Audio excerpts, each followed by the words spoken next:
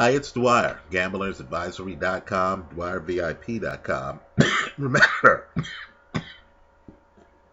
to take cough drops. Now remember, the opinion you should follow should be your own.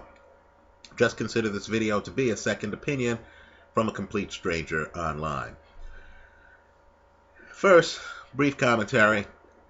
I think it's an absolute farce. It's a travesty at best that the voters for Coach of the Year in the NBA decided to give the title to Steve Kerr.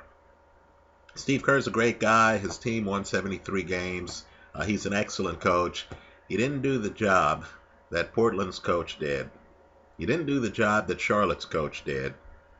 He didn't even have the number of wins when he was on the bench this season that Greg Popovich did. Right? So, let me just throw a red flag. I wish I had a red flag to throw here. Let me just throw a red flag on all of the voters. This is some PR buffoonery.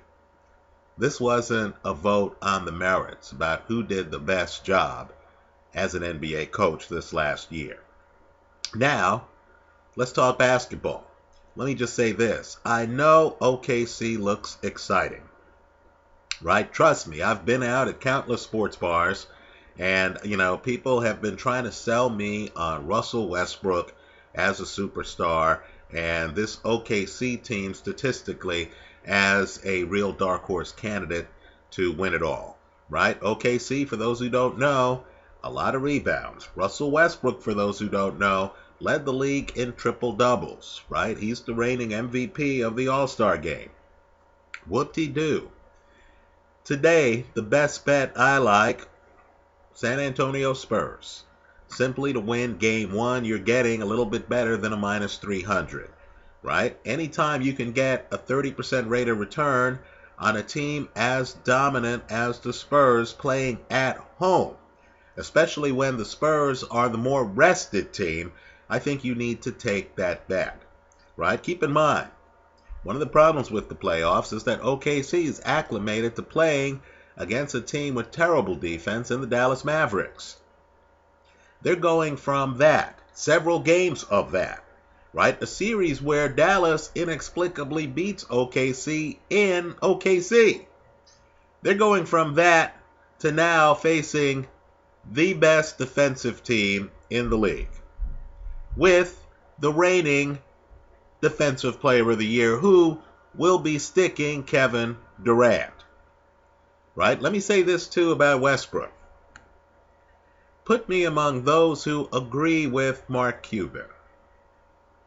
Right? Kevin Durant is a superstar. No question about it.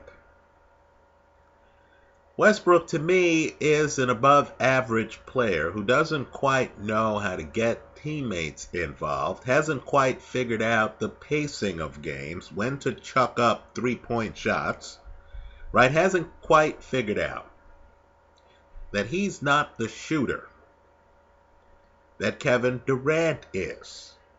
And that rather than try to match Durant in shot attempts, maybe what he should do as the point guard is give Durant and the other shooters on his team more opportunities, right? Great guards, guys like Jason Kidd, guys like Magic Johnson, found a way to get their teams involved, found a way to lift the level of their team's play. That's not Russell Westbrook. Right? I believe he sees himself as the brightest star on the court. I'm sure he's probably dumbfounded that people don't even believe he's the best player on his team. Let me say this. I personally believe that if Kevin Durant thought he was playing with a Jason Kidd or a Magic Johnson, I don't think he would even think about leaving the team. Right? As it is, we're all speculating on where he's going to end up next year.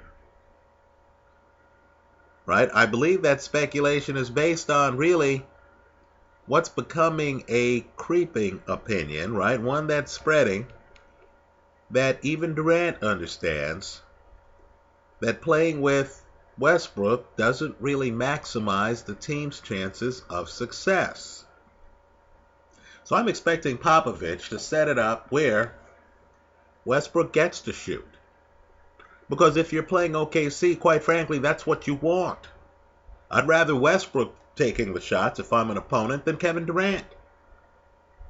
Right? I'd rather Westbrook shooting it up than passing the teammates and having to deal with 3 or 4 guys who feel that tonight's their night, that they're in a rhythm. Guys who get hot and then are constantly fed the ball by a point guard who understands that the point of playing is to win the game, not to get your numbers. So, I'm going to recommend 2 bets here. They're correlated. I think the Spurs win game 1. Right? They're at home. They know the fans. They know the arena. Right? They've slept in their beds. They've prepared for this game. They're ready to go out there. Guys like Tim Duncan statistically are still one of the very best players in the game defensively. Right? You look at the Spur record at home. They didn't lose at home until they decided to sit out Boris Diaw, sit out Tim Duncan, and lose to the Warriors, who they're likely to face in the next round of the playoffs. Right? There might be some strategic moves going on there. They know OKC. Greg Popovich, right, who really is Bill Belichick, only in a different sport. Right? Greg Popovich knows OKC. He's gone against them many times in the past. Right? I think game 1's going to be too much for an OKC team that is just getting into town. I like on a money line. I'm not going to play around with the point spread. Right? Because Popovich is just about winning the game. He's not about covering the number. Even though, if you follow records against the spread, you're going to find out that the Spurs have a better record against the spread than do the OKC Thunder. Right? But I'm not going to play around with the spread. I'm just going for a 30% return, not a 90% return here.